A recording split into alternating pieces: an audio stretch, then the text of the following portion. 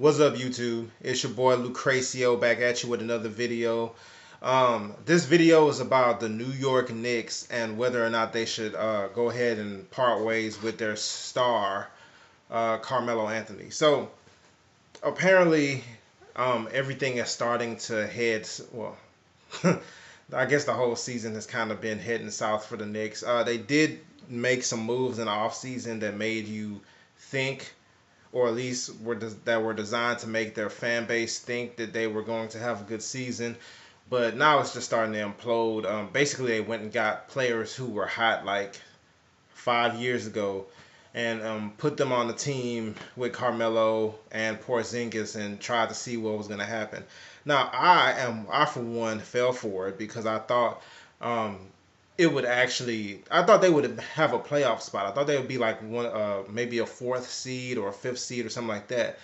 But and at times earlier in the season, it looked like they could start to gel and become a team. But it's not working. The Derrick Rose project, even though he's putting up numbers and having a decent season, it's not really working. Carmelo's is none of it's working. So anyway, the basic story is that Carmelo is more than likely on his way out of New York. Now, if that is true, I believe the best trade out there is going to be of the Clippers. Now, apparently, he in an interview he said there are one of two places he would go. He would waive his trade clause to go to. One was the Cavaliers, which is not happening. The other one was the LA Clippers. Now, first, let me touch on the Cavaliers. Now, I don't think that's a wise move. I think the idea of having LeBron and Carmelo Anthony on the same team, especially with like Kyrie Irving, is not a good. I don't understand why it appeals to people. Um, it just doesn't make sense to me, and it would never happen. I think Kevin Love is a better fit for LeBron. So let's throw that in the trash. Now let's go with the Clippers. The Clippers is interesting. Now it kind of makes you think about it in two ways. One way is kind of an emotional reaction to it. The other way is like a stats type basketball um, reaction to it. Now, me personally, I believe if you look back to Carmelo Anthony's best seasons, one of them was in Denver when he had Chauncey Billups as his point guard. Now, Chauncey Billups is a true point guard, um, and he was a great player as well. They went to the Western Conference Finals with Chauncey Billups. The reason why is Chauncey Billups had the ball in his hands all the time. He made all the decisions. He's a very intelligent point guard. He ran the team, right?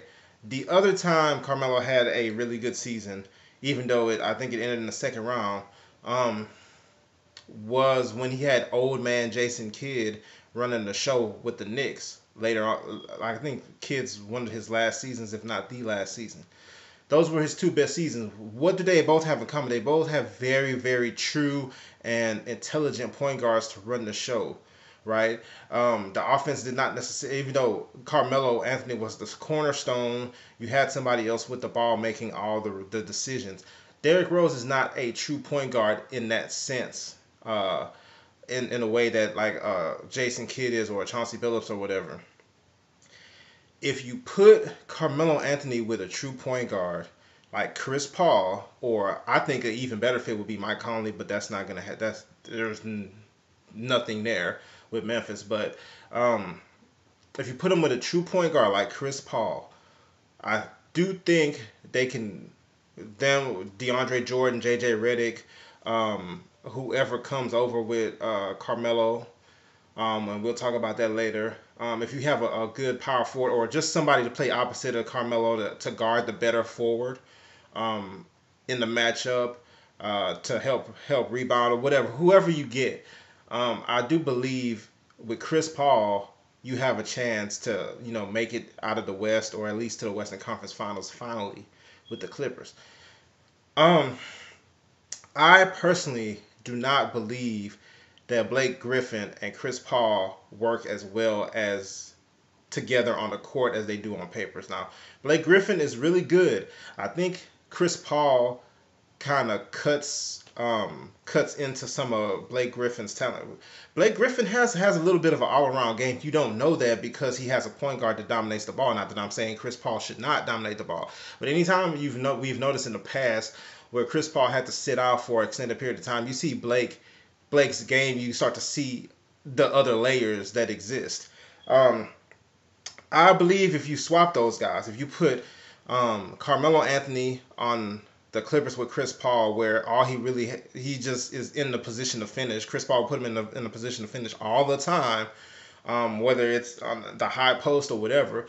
All he has to do is worry about rebounding and scoring, and not have to think twice about whatever system they're running. I think Carmelo Anthony, if first of all, if it was a whole season, he'd be an MVP candidate. If if it was to happen in the middle of this season, I do think it would make the Clippers. It would put the Clippers in a better position this season. It'll make them more of a threat this particular season. Um, more so than with Blake Griffin. Now Blake Griffin is younger, but also with Blake Griffin, he is on the last year of his contract. He's in the contract year, so he could leave anyway. That's the only reason I think this is possible because production wise, Blake Griffin gives you more points, rebounds, assists, whatever than Carmelo Anthony. Blake Griffin will give you more, even though upon watching great Blake Griffin, it doesn't always seem that way. But statistically, he gives you more than Carmelo. But like I said, this is emotionally speaking. I believe Carmelo would take the Clippers to the Western Conference Finals and give Golden State a run for their money in the Western Conference Finals. That being said, let's move on.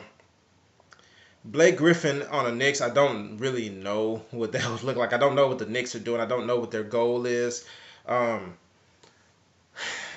One thing it would do, they drop a lot of salary. They get rid of Carmelo.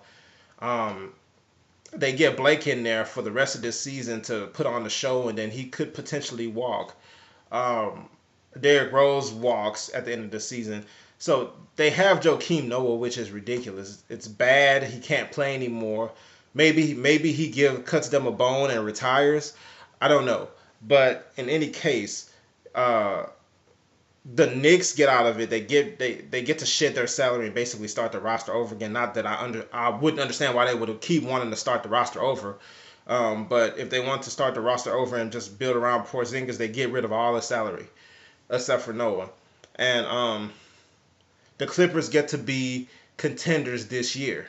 Now, with Carmelo getting older next year, because he still has one more year after this year, and then Chris Paul getting older, I don't know what the plan is for the future for the Clippers.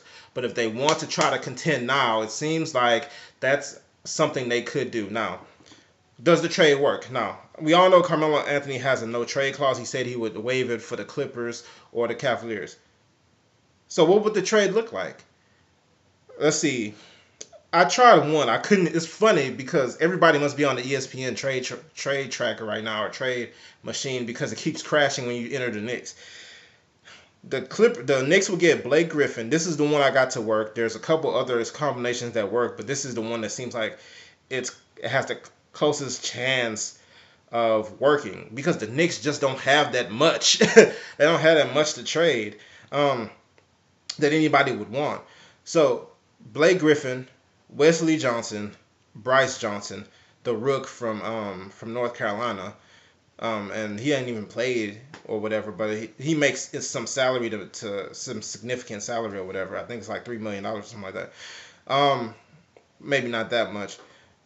They go from the Clippers to the Knicks, and the Knicks will send out Carmelo Anthony and Kyle O'Quinn, right? His front court mate, who's I think who's from what I can see has been having a okay season. I mean, for a role player.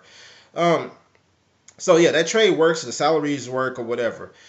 So I believe if the Clippers did that, they would put themselves in the position to contend this year.